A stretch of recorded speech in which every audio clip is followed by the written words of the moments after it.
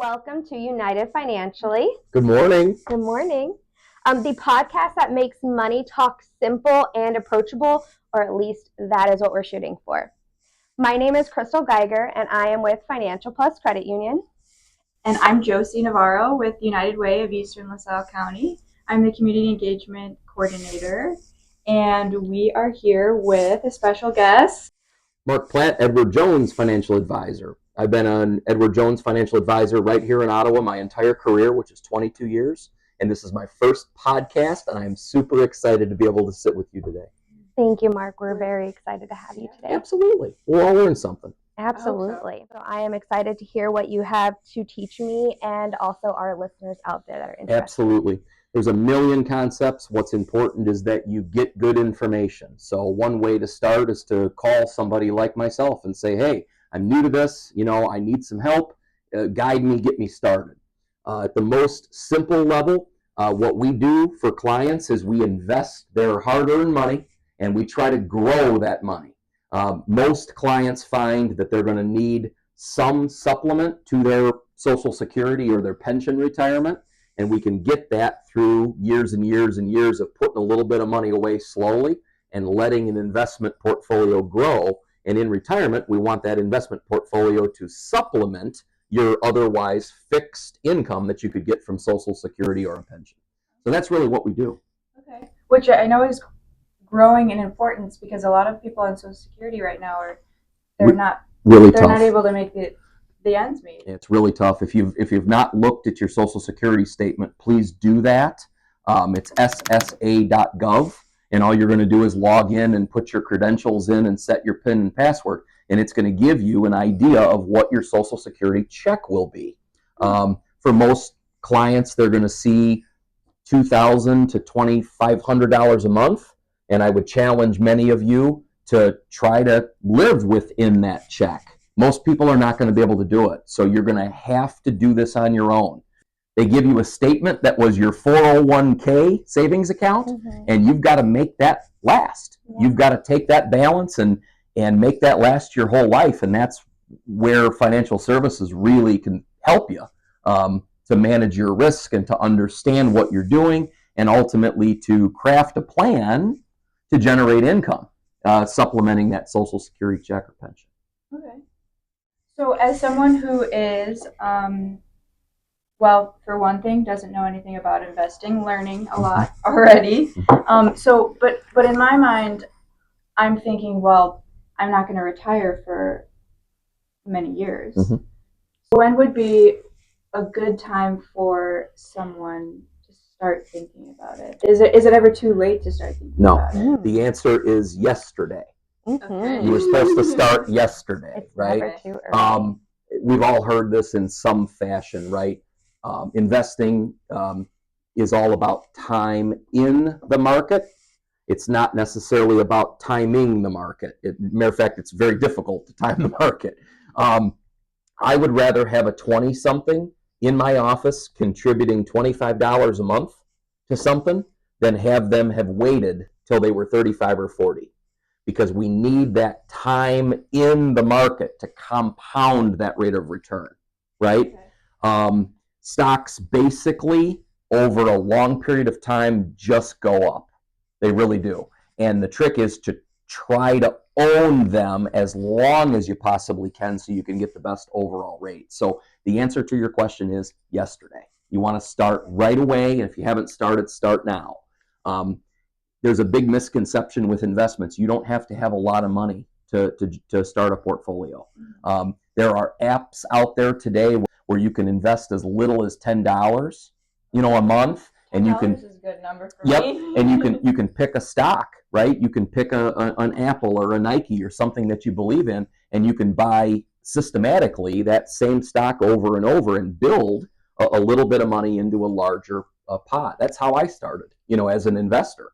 I picked a couple of stocks when I was first able to save, and I systematically bought those investments every single month and built shares. And then as I made more money, I was able to raise that amount, maybe from $50 or $100 to $200 or $300, and slowly saw those balances increase. So yeah, it's never too late to answer your question. and you can't start soon enough. Okay. So I didn't know that it was an incremental type of thing, where, like you said, you could do a monthly installment type of Yep. situation where, because that was one of my misconceptions, is that I don't make a lot of money, so I can't invest. But you don't have to be rich. Absolutely. So what, $10, is that a reasonable amount to start with for someone maybe a little scared or nervous to start? Absolutely. There's never a figure that's not reasonable. I would argue you want to challenge yourself, though. So if you're looking at a retirement plan and you're going to work for a company that offers a 401k plan, most financial advisors will recommend, number one, you need to participate. Number one. Yes. Okay? And number two, you want to at least contribute what the company's going to match. Yes. So most of your matching plans might match 3% or so. So at least start with the match. You'd be surprised how many clients I run across that aren't contributing at all or aren't contributing up to the maximum to get the match. That's just simply leaving money on the table. Even if you don't make a lot of money, that's okay, because you're still taking every dollar that you can to try to build a future, you know? If somebody's just starting out and they're really nervous and they only have $10 to start with, can they come to you, or do you recommend maybe dabbling with the apps first? Like if they're too little? Great question. No, great question. We would be happy to help, right? So give a call to the office and I will direct you where to go. But to answer your question, yeah, we want to see most of our clients have already established their emergency savings account first, Okay. right? And by the time they get to us, it needs to be their serious money. We don't have enough time in the day, just because we work for clients, all of our clients, to handle everybody's transactions. So we want to make sure that by the time you get to me, it doesn't have to be a lot of money, but it's got to be your serious money. We don't want clients putting money in on a Monday and taking money out on a Tuesday. Oh, right. We want serious long-term investors, and that can be a small amount as long as you're serious about it. So call us. We would be happy to guide you over the telephone, maybe an app that you could download, maybe an online class you could enroll into, or start right with us. Yeah. It all depends on how serious you are and where you are with your savings ability. I appreciate that you said that even if someone calls in and they weren't, you weren't taking them as a client, we would but still help still them and talk to direct them them. and help them. Absolutely. That's really important. Yeah, I mean, that's what we do at the end of the day. For those of you that know kind of a little bit about us and what we've done, we really do work with family wealth. I've been practicing long enough that I'm now handling the grandkids, and some cases the great grandkids from that first generation. If you think about it, a lot of my clients when I started were retired. They had already saved their money, and they came to us to try to help them generate income. Maybe they had that 401k plan, or they had sold the farm, or they had sold their business, and they needed investment advice to generate income for them to spend in retirement. Unfortunately, those folks, many of which have passed on, and they've left their money then, successful investors grow wealth, that's what we do, to their kids. And now maybe their kids are retiring, and they're helping to educate their grandkids. So I'm on fourth generation wealth sometimes. And it's really, really fun when you take a step back and you realize, Mark, you've been instrumental in helping families not only build their wealth, but manage their wealth, and then help to transition their wealth to the next generation. It's very powerful. I love that. Yeah, very powerful. I don't have generational wealth, but I would love to start mine. So I'm just being here with you. I feel a lot more comfortable about the topic and approaching you about it. And I'm ready to create that wealth to then pass on to somebody next in my life. Yep. Should we talk about some kind of simple strategies that might be beneficial for everybody to hear? I love that. Okay. Yeah. So, we touched on it a minute ago. If you're working for a company or a business, chances are they probably have a 401k plan. right? Yeah. So you need to make sure that you enroll and that you understand what you're contributing to, okay? And we can help you with anything from what percentage to put in. We can help you decide which funds to invest in. We can help you to even decide what type of money. Should you put pre-tax money away or should you put after-tax money away? Most plans give us that option. And we want to make sure everybody that has that at their disposal is at least doing that. Once you've done that, if you're saving for your own retirement, I want to talk about Roth IRAs. The Roth IRA was created in 1997 by Paul Roth, who was a senator. And the idea is you have to qualify to be able to contribute. So number one, you have to have a job. You have to have wages. You can't be retired. You have to have income that is below certain limits. So if you're a married filing jointly taxpayer, your income has to be below $260,000 combined, okay, to be eligible. If you make way more than that, you're not eligible.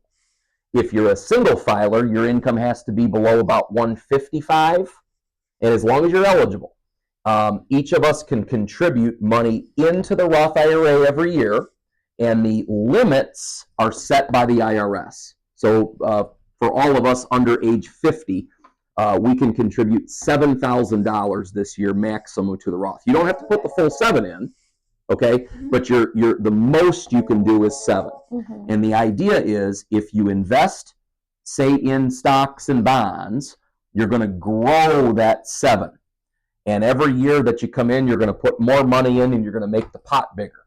At the most basic principle, you want to get money into a Roth IRA if you're eligible, and you want to make investments, and you want to come back every month or every year and add to that account. And the idea behind the Roth is it just grows. And if you leave it alone, it will grow for a lot of years. And in retirement, if you've played by all of the rules, you can pull that money out completely free from taxes. That's the idea. I had a Roth IRA because when I was in my early 20s, when I started at the credit union, they said, this is another good way to save for retirement. Knew nothing about it. I just trusted my coworkers. The Roth IRA I have at the credit union, can I take that and you work with it, or does it have to be something with you? Absolutely, yes. I didn't know that. I've been saving all this money, and I could have been investing. In most cases, an IRA can be transferred between places. So say you have an old job that you've left and you have a 401k there that you've left with the old employer. You can leave it there or you can roll it over. You can transfer it either to the bank or to a credit union or to a financial planner. And when you move to a financial planner, the biggest advantage that I have over the bank is I have unlimited options, right? Right. I can buy stocks here. I can buy mutual funds here. I can buy bonds or CDs here. The banks are generally going to be limited to just interest. Right. So if you're looking to grow your wealth, you want to generate the highest rate of return that you can, and stocks and bonds are going to pay more than bank cash. The interest, for sure. Yep. So, I don't have an IRA. I don't have a 401k set up with my employer.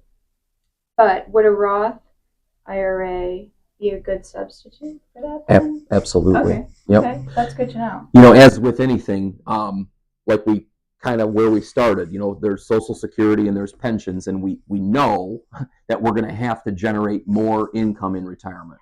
So what's important to me and what I'm passionate about is that my clients are saving for their future. It really doesn't matter if you're saving in a savings account or you're saving in a Roth IRA or you're saving in your 401k, as long as you're saving. I can remember early in my career starting a business, my income would fluctuate a lot. I would have a really good month and then I would have a really bad month. And I can remember thinking to myself, even in those tough months where I didn't have much money left in the checkbook, at least I made my 401k contributions. Yeah. Right? You always pay yourself first. I teach that in all the classes. My grandfather was good at that. He would say something like, you pay yourself, you tithe, and you pay yourself first. And I still try to do that. It drives my wife crazy.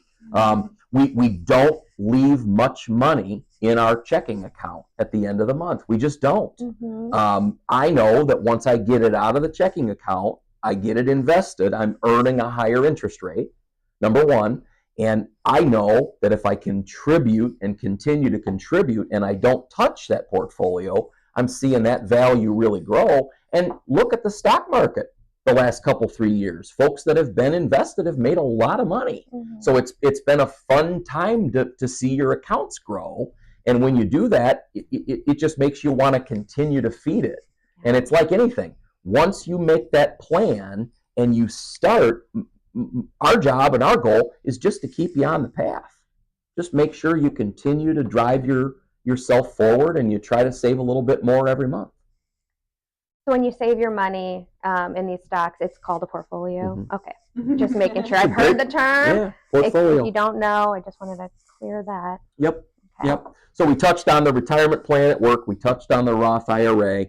For those that have kids, we know one of the biggest, as a parent, one of the biggest fears I have is college education. Mm-hmm. We've all heard these horror stories, right? I had a good friend of mine, one of my oldest friends, had kids before any of us had kids. So his oldest is much older than, say, our kids. And they're in the middle of college spending right now. And I'll tell you a kind of an amazing, fun story. So his oldest daughter got into the school of her choice, which was a small school over in Cedar Rapids. And she was an excellent co-college. I went to co-college. All right, co-college. That's great. And I'm not knocking co. This is a good thing. No, but it's a small school, and So- crazy that I met so people you'll- that went there. So you'll appreciate this. Yeah. So my buddy's daughter is an amazing student, okay, and she's a great soccer player. So when she applied to co, she got $37,000 a year off of her tuition, okay, for 4 years on an automated renewal. Wow. All right. Incredible. So when he told me this, my first reaction was, Eric, great, what a great story. And then I thought about it for a while, and I called him back and I said, hey, so what are you guys going to have to pay? Yeah, curious. The answer, still $30,000 a year. I was gonna say that's Oh. really incredible. Which 'cause the means price that tag Co is really getting high. $67,000 a year now. Now that's at the absolute high end, right? But that gives you an idea. Think about that. If you're a parent of 1 or 2 kids or 3 kids, how in the world would you do that? Parents, how do we navigate that? Well, first of all, the good news is if you have the income, if you're working and you've got a good job and maybe you're both working, life is expensive. We know that. But if you have the income, there are tools available to you that you can save every single month, to help mitigate the cost of education. So there's basically 2 types of accounts. There's a custodial account, which the banks can do. And the custodial is more or less an investment account for the minor. And you can contribute money. You can ask your parents, brothers and sisters, grandparents, anybody in the family to help to contribute. And you can save in a custodial account at a bank and try to generate some money that you can use for college down the road. I really like that suggestion. So if you are a young person thinking about going to a school that could cost a lot of money, instead of wanting gifts for every holiday, Christmas, birthday, just suggest putting into an account. And tell everybody. Yeah. Tell everybody. College education is a multi-generational thing, right? If you're fortunate enough to be able to save monthly, you should do that. You should, if you have parents that are still living, the grandparents of the children, ask them, tell them, hey, we need help. Maybe rather than the newest toy or the next onesie that the kids don't need, like you said, a monetary gift. Or if you're talking about a high school student, maybe they have a job. Maybe Absolutely. that would be a great learning opportunity for them to, take a portion of their paycheck. Because they're living at home, they don't have bills. Absolutely. And they can learn that if they put money away and it'll grow. Yeah. In the right spot. Question, and I should maybe know the answer to this. How old do you have to be to get a Roth IRA? Great question. Great question. So technically speaking, 18, technically. Do you have to be a taxpayer? Sort of. I'm evasive because the rules have changed a little bit. So years ago, to have a Roth IRA, you had to have a wage. You actually had to have a W-2 wage. They did change that rule a couple years ago. So imagine you got a 16 or 17-year-old that's mowing grass. Okay, he or she's not filing and paying taxes, but they're actually working. Technically speaking, that those wages, those mowing grass dollars, make them eligible to fund a Roth. The problem is there's some tax filing that has to be done, and in most cases it's pretty expensive or kind of a pain to do. So I would say 18 with a job, to answer your question. Is it because, for example, that kid who's mowing the grass, if they wanted to report their income, they would have to do a 1099? Yes, and they would have to file self-employment tax. Yes. And when you file self-employment tax, generally you have to file a tax return. Okay. So what ends up happening is you've got a self-employment tax you have to file, and then you've got to pay a preparer to do a return for a minor. Chances are they're not going to be able to save enough to be able to really generate the returns necessary to handle those added expenses. Okay. Good question, though. So technically 18 with a job. Gotcha. And you mentioned taxes, and I just want to do my little spiel. United Way has a partnership with My Free Taxes, Yes. and I believe there is an eligibility mark there. Income. You have to make a certain amount to have them prepare it for you. But if you're over that threshold, you can go online, and they will kind of like walk you through it, help you do it yourself, and it's free. Mm-hmm. So if you wanted to put in the work to get around, you don't know how to file that 1099, or maybe you're newly self-employed, I don't know. Yep. So My Free Taxes. Yep, it's a good plug. I'm glad you went there. And then I guess we should probably talk about later in life. Okay, so folks that have been successful, what do we do with our money?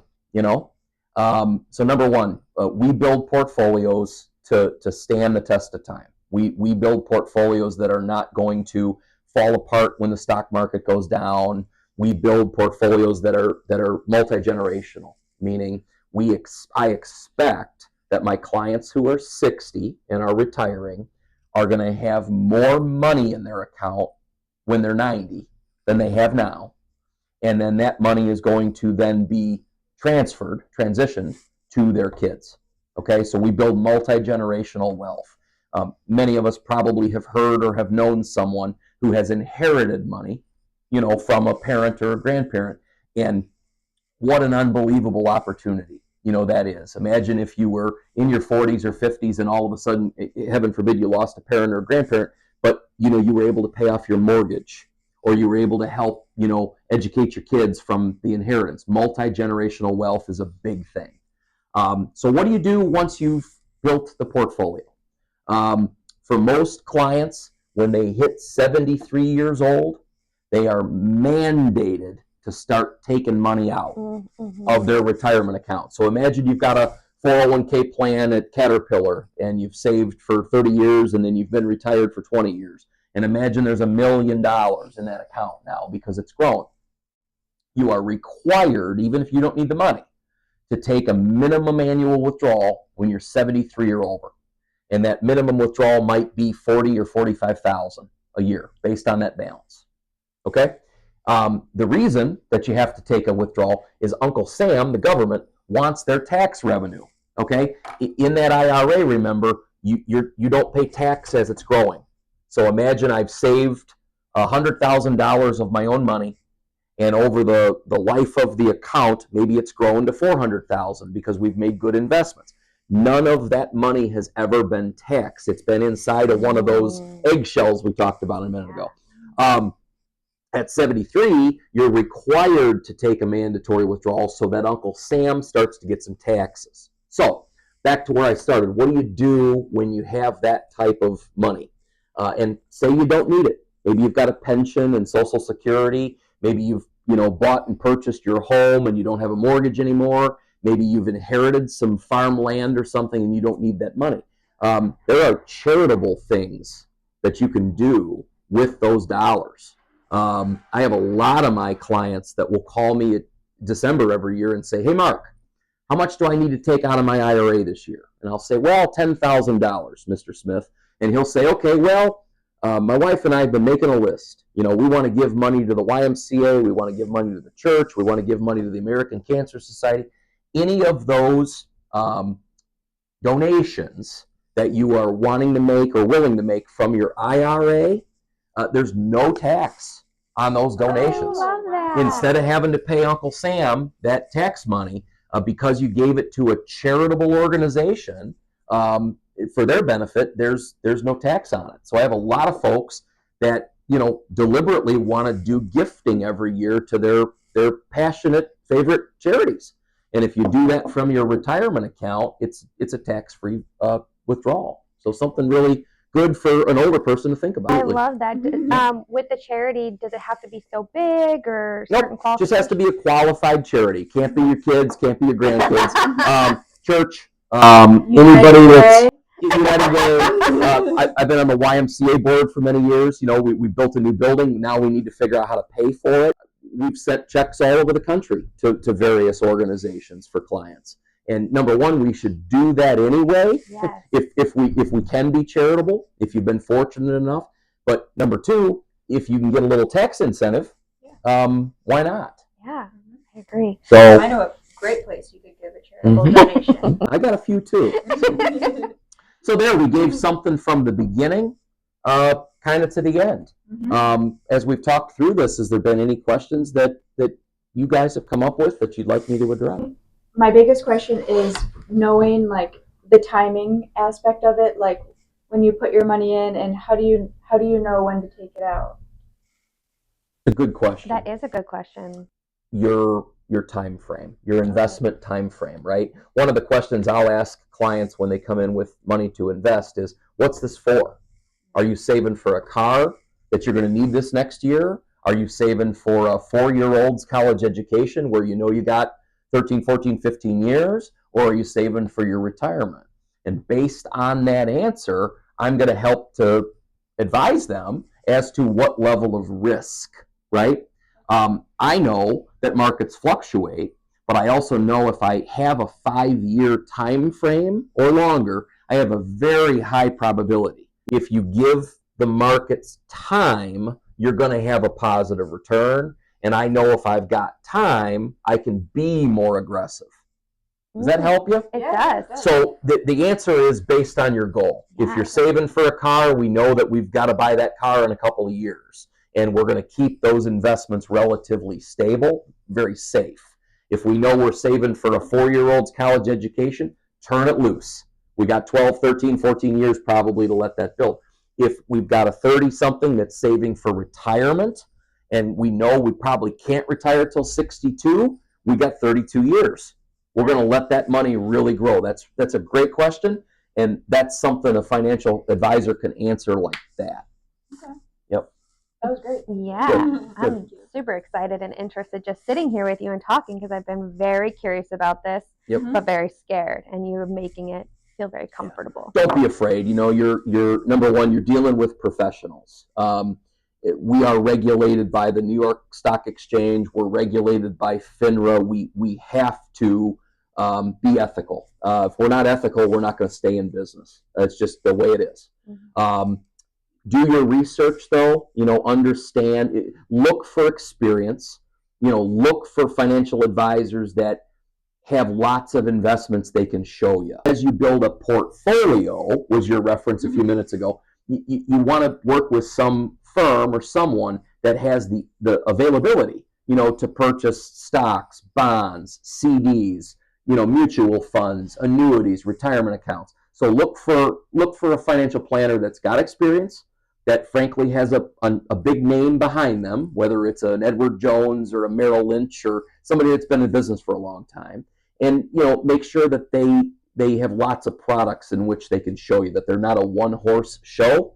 That would be good advice, I would think. Do your research, when it comes to financial advisors. Fair. Yep. Do you have any advice for someone who maybe wants to start before they come to an advisor? Do you have any advice for maybe like starting with an app or anything like that? Yeah, I'm glad you said that. Build your emergency fund first. Okay? So, we've all heard the statistics, and they're extremely scary, that a big percentage of the population, American population, doesn't have any money saved or doesn't have very much money saved. So, the first advice I would give you is save from an early age, make it a priority. You should have somewhere between 3 and 6 months worth of your net expenses. You need to have 6 months probably worth of savings in a tangible place where you can get it, so that you don't have to turn to a credit card when an emergency comes up. Mm-hmm. I would also love to see most new clients get their first $10,000 invested in a mutual fund, in an index fund, in something that is diversified. I worry about a new client coming in tomorrow and starting an account and buying a stock that doesn't do well. I worry about that all the time. Not because they don't have time to recover, but the last thing we want to do as planners is give somebody a negative start. Right. So I'd love to see you have an emergency fund where you can handle those incidentals that come up. Nowadays, with interest rates being pretty good, you can actually get a little return now on your savings, which is kind of cool. That's how it should be. And then I would love to see that first $10,000 saved in a mutual fund before we do any kind of stocks or anything else that's more risky. Good. I just want to make sure that our listeners know that you don't have to come from money or have a lot of money to start with this. I didn't come from any money in my family. It's really just how you want to be responsible and spend your money. So if you know you want to do better than the generations before you, you can make that decision. So just a little each time you get paid, it really helps and adds up, and you can be that change. So I don't want it to be intimidating. I think for a long time I was intimidated because I came from lower income where we didn't have money saved. So I didn't even think that this was an option. But sitting here and knowing I am responsible with my money, I feel that this is a good direction for me and my family to go. Absolutely. And watch your debt. I just see too many folks that have relied too much on their credit, on their debt. And if you look at those interest rates on those credit cards, it's appalling at times. Savers, as an example, I deal with them every day. Most savers are thrilled with getting 4% return on their savings, 3 or 4%. I don't want clients saving at the bank at 3% if they're paying JP Morgan Chase 24% on a credit card balance that they're fighting with. You're not getting anywhere, right? Mm-hmm. So watch your debt. That's extremely important. I see too many families that have got too many things that they pay for, or maybe they've got too many toys, and they may say, well, I don't have any money to save. Well, that might be because you have too many things, right? You have to concentrate this. This has to be, going back to what we said a minute ago, pay yourself first. Take pride in it. Don't be that person, that fights with creditors. Don't be that person that struggles because they overspent. Concentrate on it. Do it at a young age, and you'll get good at it. Credit can be wonderful, but it can also be really, really, really ugly. And we don't want you to go down that path. So watch your debt, watch your spending. Some of the wealthiest people in the world are people that drive old cars, right? That don't have to trade things every 5 minutes, and they don't have to take expensive vacations. Maybe they're happy going away for the weekend to Wisconsin Dells, right? It's all about how much you can make, and more importantly, how much you can save. It's not about how flashy you can be. And my clients are perfect examples of that. I've got a lot of folks that aren't very flashy, but are very wealthy. Yeah, and think about all the things you buy and all this debt you have on your credit card. Can you remember what you spent? No. Like, does it really matter? You could have way less debt and feel way more comfortable and calm with yourself if you just don't feel that you need all these items. It's how you feel, not being stressed about money, and then what you can leave your future family members and generations. Yep. Now, once you find that spot where you're saving, whether it be the Roth IRA or the 401k or the savings. Don't touch it. Well, I learned a lot, and I want to thank you. I really appreciate you sitting down with us, and even though maybe at least my questions might have been a little silly, but I think it was great, for beginners. And like you said, we went through kind of all aspects of our listeners from, high school to retirement. So thank you, Mark, for being with us. My pleasure. This is fun. And thank you for watching. This is United Financially, and you'll catch us next month on the last Friday. Yeah. Thank you for listening. Thank you. It's my first podcast. Thank you very much. You did great. Thanks. Yes. It was fun.